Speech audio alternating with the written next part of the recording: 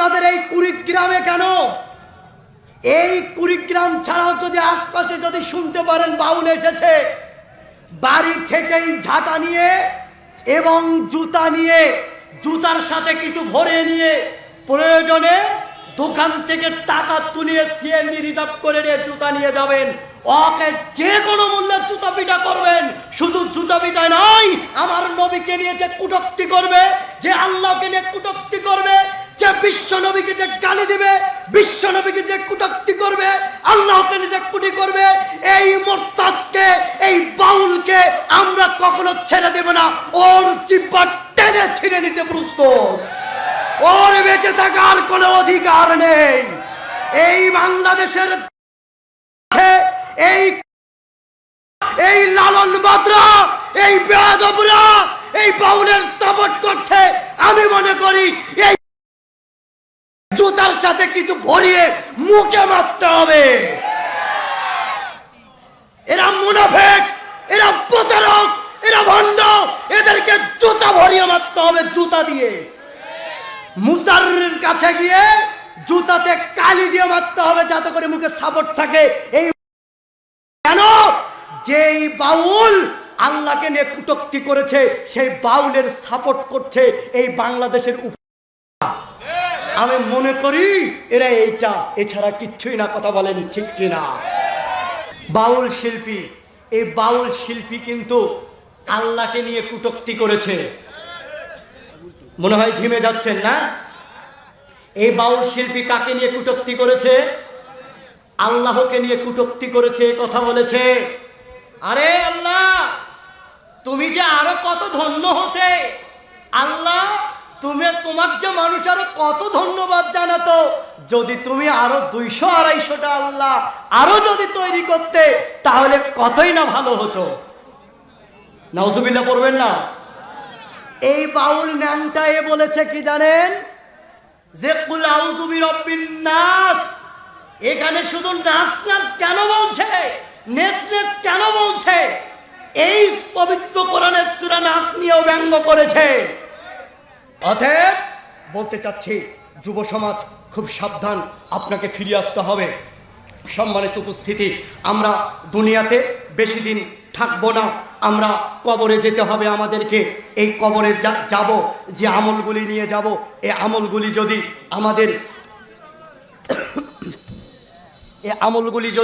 আমাদের কবুল না হয়, এই আমলগুলি যদি আমাদের কবুল না হয়, তাহলে কি আমরা জান্নাতে যেতে পারবো? কথা বলেন, যেতে পারবো? আপনারা একবার হাত উঠান তো। লিল্লাহে তাকবীর, লিল্লাহে তাকবীর, লিল্লাহে তাকবীর। হাত নামান। আমি আর 15টা মিনিট সময় নেব। কয় মিনিট সময় দিবেন? একটা প্রশ্ন রেখেছিলাম আপনাদের মাঝে, তাকে মনে আছে? কি প্রশ্ন বলেন তো? কি প্রশ্ন? যে আপনি ভালো না আপনার স্ত্রী ভালো? এটা কিন্তু উত্তর নিয়ে যাব বাবা, একটু লক্ষ্য করেন। আপনি আমি যদি এই দুনিয়াতে আমল করি, এই আমল করে যদি জান্নাতে যেতে না পারি, এই আমল করে আমাদের কোনো লাভ নেই। আমরা একজন ব্যক্তিকে মানব, একজন ব্যক্তির আনুগত্য করব। তিনি কে বলেন তো? তিনি কে? আল্লাহ। তারপর কে বলেন না? লজ্জা করছেন? ভয় লজ্জা শরম কিচ্ছু নেই। আমি আপনাদের সন্তানের মতো, আপনারা আমার ভুল ধরিয়ে দেবেন, আমি আপনাদের ভুল ধরিয়ে দেব। এটাই তো কথা। নাকি আমি জুব্বা পরে আছি, আলখাল্লা পড়ছি, মাথায় টুপি দিছি, বক্তব্য দিতে পারছি, আমার কোনো ভুল নাই, এটা? নাকি আমারও ভুল আছে? আমারও ভুল আছে। তার মানে সবাই ভুলের মধ্যে, তবে কেউ জানে, কেউ জানে না। এখন দেখেন তো, একজন ব্যক্তিকে মানতে হবে। এই ইসলাম, পবিত্র কোরআন কার মাধ্যমে আমরা পেয়েছি বলেন তো? মুহাম্মদ সাল্লাল্লাহু আলাইহি ওয়াসাল্লামের মাধ্যমে। এই মুহাম্মদ সাল্লাল্লাহু আলাইহি ওয়াসাল্লামকে আমাদের কি করতে হবে? মানতে হবে। কি করতে হবে? মানতে হবে। মুহাম্মদ সাল্লাল্লাহু আলাইহি সাল্লামকে মানতে বাধ্য, অন্য কাউকে মানার কোনো সুযোগ নেই। দেখেন পবিত্র কোরআনের দলিল, পবিত্র কোরআন সূরা নিসা অধ্যায় নম্বর 4 আয়াত নম্বর 59 আল্লাহ বলছেন, ইয়া আইয়ুহাল্লাযীনা আমানু আতিউল্লাহ ওয়া আতিউর রাসূল। ও হে ঈমানদারগণ, তোমরা আল্লাহর আনুগত্য করো, ওয়া আতিউর রাসূল, এবং রাসূলের আনুগত্য করো। আল্লাহ আতিউ শব্দ ব্যবহার করলেন জমা মুযাক্কার হাজেরের সিগা দিয়ে, আদেশ সূচক বাক্য আল্লাহ ব্যবহার করলেন। আতিউল্লাহ, তোমরা আল্লাহর আনুগত্য করো, তার মানে আল্লাহর আনুগত্য করা ফরজ, করতেই হবে যে কোনো মূল্যে। ইচ্ছা হলে তার আনুগত্য করবেন, ইচ্ছে হলে তার আনুগত্য করবেন না, এটা নয়, তাকে তার আনুগত্য করতে বাধ্য। তাই তো আল্লাহ আতিউ শব্দ ব্যবহার করলেন। দ্বিতীয় অংশে বললেন ওয়াতিউর রাসূল, এবং তোমরা রাসূলের আনুগত্য করো। আল্লাহ শব্দের আগে আল্লাহ যেহেতু আতিউ শব্দ এনে ফরজ করেছেন, বাধ্য করেছেন, আনুগত্য করতেই হবে, ঠিক একই শব্দ রাসূলের ক্ষেত্রে এনে একই কথা বলছেন, তাকেও আনুগত্য করতে হবে, তাকেও আনুগত্য করা ফরজ, তাকে আনুগত্য করতেই হবে। আতিউল্লাহ ওয়া আতিউর রাসূল, তোমরা আল্লাহর আনুগত্য করো এবং রাসূলের আনুগত্য করো। ওয়া উলিল আমরি মিনকুম, এবং তোমরা আমিরের আনুগত্য করো। কিন্তু আল্লাহ আমিরের আনুগত্য করার সময়তে আল্লাহ আতিউ শব্দ ব্যবহার করে নাই। তার মানে আল্লাহ বোঝাতে চাচ্ছেন, আপনার যদি ইচ্ছে হয় তাহলে আপনি আমিরকে মানবেন, আর যদি ইচ্ছে না হয় ওই আমিরকে মানার দরকার নাই। কেন? আল্লাহ আমির শব্দের আগে আতিউ শব্দ ব্যবহার করে নাই। আপনি আমিরকে তখনই মানবেন, ওই আমির যদি, ওই দেশের শাসক যদি, ওই কর্তৃত্বের অধিকারী যদি, ওই গ্রামের চেয়ারম্যান যদি, ওই মসজিদের হুজুর যদি আল্লাহ এবং তার রাসূলের আনুগত্য করে, তাহলে ওই নেতাকে মানবেন। আর ওই নেতা যদি আল্লাহ এবং রাসূলের আনুগত্য না করে, তাহলে ওই নেতাকে মানার কোনো সুযোগ নেই। যদি তোমাদের মাঝে কোনো বিষয় নিয়ে ইখতিলাফ দেখা দেয়, যদি তোমাদের মাঝে কোনো বিষয় নিয়ে ইখতিলাফ দেখা দেয়, তখন তোমরা সেই ইখতিলাফি বিষয়টা আল্লাহ এবং তার রাসূল সাল্লাল্লাহু আলাইহি সাল্লামের দিকে ফিরিয়ে দিবে। তখন তোমরা সে বিষয়টা আল্লাহ এবং তার রাসূল সাল্লাল্লাহু আলাইহি সাল্লামের দিকে ফিরিয়ে দিবে। কেন? ইখতিলাফি বিষয়, সেটা রাসূলের দিকে ফিরিয়ে দিবে। ইন কুনতুম তুমিনু বিল্লাহি ওয়াল ইয়াউমিল আখির, যদি তোমরা আখিরাতে বিশ্বাসী হও, যদি তোমরা সত্যিকারের ঈমানদার হও, তাহলে ইখতিলাফি বিষয়টা আল্লাহ এবং তার রাসূলদের দিকে ফিরিয়ে দিবে। যদি এক মসজিদের হুজুর বলে এটা ঠিক, আর এক কেন্দ্র মসজিদের হুজুর বলে এটা ঠিক, যদি তাদের এমন মতানৈক্য দেখা দেয়, হুজুরে হুজুরে মিল নেই, তখন সেই ইখতিলাফি বিষয়, সেই মতামতের বিষয় আল্লাহ এবং তার রাসূল দিয়ে সার্চ করবেন, দেখবেন আল্লাহ রাসূল কি বলছেন। এবং আল্লাহ বলেছে, যদি আল্লাহ এবং তার রাসূলের সাথে মিল খায় তাহলে ওইটাকে মেনে নেবেন, আর যদি মিল না খায়, সেই যত বড় হুজুর হোক, সে যত বড় মুফতি হোক, সে যত বড় মুহাদ্দিস হোক, সেটা তার কথা, সেটা তার মুখে ছুঁড়ে মারবেন। বক্তব্য শেষ করছি। যা বলতে চেয়েছিলাম, দুঃখিত সময়ের সংক্ষিপ্ততার কারণে আমি বলতে পারলাম না। কোনোদিন যদি এই গ্রামের আশেপাশে কোথাও আসি, এই আনুগত্য বিষয়টা মনে করে দিবেন ইনশাআল্লাহ। আমি বিস্তারিত আলোচনা করব। রাসূলের আনুগত্য সুন্নাত আপনাকে বোঝাতে পারলাম না। সুন্নাত কি জিনিস? একটি আমল, একটি সুন্নাত আপনাকে দেখাই। সেটা কি? সেটা আপনাকে বাধ্য। আপনারা দলিল নেন যারা মাদ্রাসার স্টুডেন্ট, সহিহুল বুখারীর ভারতের ছাপা মূল ভলিউম 100 নম্বর পৃষ্ঠার 21 নম্বর লাইন। কত নম্বর পৃষ্ঠা? সহিহুল বুখারীর 100 নম্বর পৃষ্ঠা 21 নম্বর লাইন। এ থেকে কয়েকটা হাদিস দেখবেন। মসজিদে যখন সালাত আদায় করতে যাবেন, অন্তত পায়ের সাথে পা মিলিয়ে দাঁড়াবেন, পায়ের সাথে পা লাগিয়ে দাঁড়াবেন, ফাঁকা রাখবেন না। যদি ফাঁকা রাখেন ওই স্থানে শয়তান যাবে, যদি ফাঁকা রাখেন ওই স্থানে শয়তান যাবে। এর ফজিলত কি? আল্লাহ নবী বলছেন, মান সাদ্দা ফিরজাতান ফি সাফা রাফাহুল্লাহু বিহা দারাজাতান ওয়া বানালাহু ফি বানালাহু ফি বাইতান ফি জান্নাহ, কোনো ব্যক্তি যদি কাতারের ফাঁকা জায়গা বন্ধ করে আল্লাহ তার জন্য জান্নাতে একটা ঘর নির্মাণ করবেন এবং আল্লাহ তার একটি মর্যাদা বৃদ্ধি করে দিবেন। সুবহানাল্লাহ পড়বেন না? মসজিদে ফাঁকা জায়গা, কাতারের ফাঁকা জায়গা বন্ধ করলে জান্নাতে কি তৈরি হয়?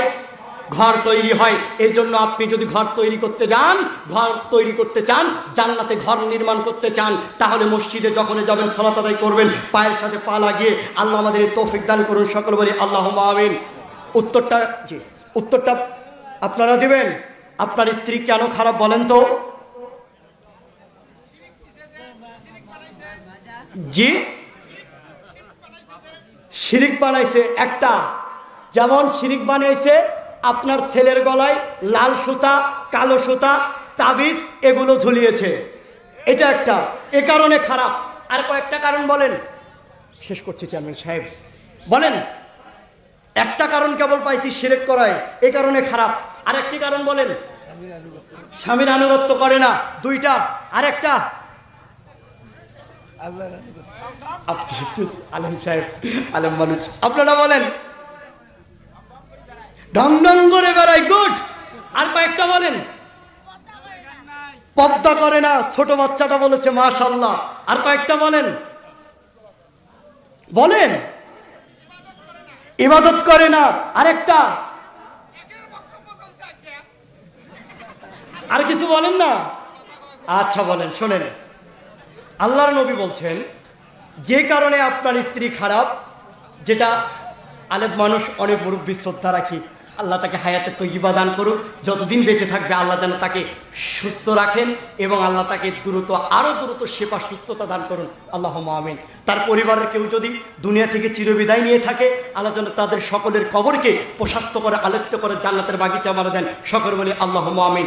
একটি হাদিস যেটা আপনার স্ত্রী খারাপ লক্ষ্য করেন, তার মধ্যে সেটি হচ্ছে যে সমস্ত নারী রাস্তাঘাটে সাজগোজ করে রাস্তাঘাটে চলাফেরা করে, যে সমস্ত নারী রাস্তাঘাটে সাজগোজ করে চলাফেরা করে, আল্লাহর নবী সাল্লাল্লাহু আলাইহি ওয়াসাল্লাম বলছেন যে সমস্ত নারী চুল খাটো করে, ছোট করে, যে সমস্ত নারী ব্লাউজ পরে যার পেট দেখা যায়, যে সমস্ত নারী টাইট ফিটিং কাপড় পরে রাস্তাঘাটে চলাফেরা করে, যেই সমস্ত নারী শাড়ি ব্লাউজ পরে কিন্তু তার পেট দেখা যায়, যে সমস্ত নারী চুল খাটো করে, ছোট করে, পুরুষের বেশ ধারণ করে, পুরুষের জুতা স্যান্ডেল পরে, পুরুষের শার্ট পরে, পুরুষের প্যান্ট পরে এবং পুরুষদেরকে নিজের প্রতি আকৃষ্ট করে এবং নিজেরাই পুরুষদের প্রতি আকৃষ্ট হয়, আল্লাহ নবী বলছেন লা ইয়াদখুলুল জান্নাতা, তারা জান্নাতে যাবে না, ওয়ালা ইয়াজিদনা রিহাহা, তারা জান্নাতের সুগন্ধি পাবে না।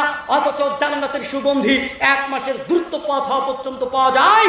আল্লাহর নবী বলছেন কোন নারী যদি বেপরদায় চলে, কোন নারী যদি চুল খাটো করে, ছোট করে, ভুরু ফেলাপ করে, কোন নারী যদি চুল খাটো করে, ছোট করে, কোন নারী যদি ঠোঁটে লিপস্টিক দিয়ে রাস্তাতে চলে, কোন নারী যদি কপালে টিপ দিয়ে রাস্তাতে চলাফেরা করে, ওই সমস্ত নারী জান্নাতের সুগন্ধি পাবে না। শুধু তাই নয়, আল্লাহর নবী বলছেন ওই সমস্ত নারী হচ্ছেন ব্যভিচারিণী। এই কথা মুহাম্মদ সাল্লাল্লাহু আলাইহি ওয়াসাল্লাম বলছেন। মুহাম্মদ সাল্লাল্লাহু আলাইহি ওয়াসাল্লাম বলেছেন যে সমস্ত নারী জিনায় লিপ্ত হবে, ওদের লজ্জাস্থানে গন্ধে জাহান্নামে টিকতে পারবে না। অতএব আপনার স্ত্রী খারাপ, এখান থেকে আপনার স্ত্রীকে ভালো করতে হবে। আল্লাহ আমাদের এই তৌফিক দান করুন, সকলে বলি আল্লাহুম্মা আমিন। আমরা দোয়া করব এই গ্রামের জন্য যারা আজকের বিশেষ করে এই মাহফিলের আয়োজন করেছে। ও আল্লাহ, আপনি এই আয়োজনকারীর যে আশা আকাঙ্ক্ষা নিয়ে আজকের যে আয়োজন করেছে, আল্লাহ আপনি সেই আশা আকাঙ্ক্ষাকে পূরণ করুন, সকলে বলি আল্লাহুম্মা। সুন্নাত পড়ে না এই, ও আচ্ছা, গাইবান্ধা বাস স্ট্যান্ড থেকে 35 টাকা ভাড়া, বালুয়া বাজারে মসজিদ আছে, আহালিয়াস, আচ্ছা সুন্নাত মসজিদ, ইমাম শুধু ফরজ নামাজ পড়ে কিন্তু সুন্নাত পড়ে না, এটা কি প্রশ্ন করেছেন নাকি? আচ্ছা, ইমাম ফরজ পড়ে কিন্তু সুন্নত পড়ে না, সে যদি একান্ত ইমাম যদি হয়, সে যদি মনে করে যে আমি এখানে সুন্নত পড়বো না, বাড়িতে গিয়ে পড়বো, সে পড়তে পারে, এতে কোনো অসুবিধে নেই। জি, এরপরে এই আহলুস সুন্নাতের নবীকে এবং পীরকে, আহলুস সুন্নাত মানে নবী, জি, আহলুস সুন্নাত ওয়াল জামাত নবীকে পীরকে আল্লাহ জানে, নবীকে পীরকে, এটা কেমন প্রশ্ন ভাই? এখন যদি বলি আহলুস সুন্নাত জামাতের নবী এখন কে, এটা তো বলতে পারি না। আমাদের নবীকে মুহাম্মদ সাল্লাল্লাহু আলাইহি সাল্লাম, আমরা মুহাম্মদ সাল্লাল্লাহু আলাইহি সাল্লামকে মানি। পৃথিবীর যে কোনো প্রান্তে যে কোনো জায়গায় যারা কোরআন এবং সহিহ হাদিস মেনে চলে তারাই হচ্ছে আহলুল হাদিস। কথাটা বুঝতে পেরেছেন?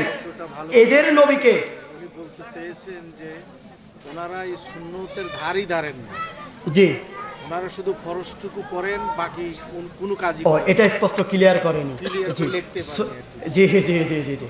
এরপরে আমি নিজেই ওই মসজিদে ওই দিন ওই 7 দিন নামাজ আদায় করেছি। ও আচ্ছা, তার মানে হুজুর শুধু ফরজ করে দৌড় মারে।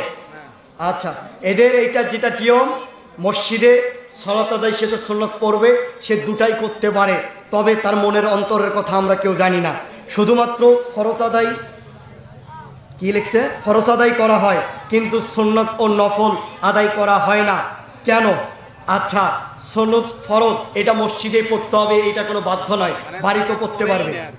পড়ে না, ও যদি বাড়িতে পড়ে সেটা তো আমরা দেখব না।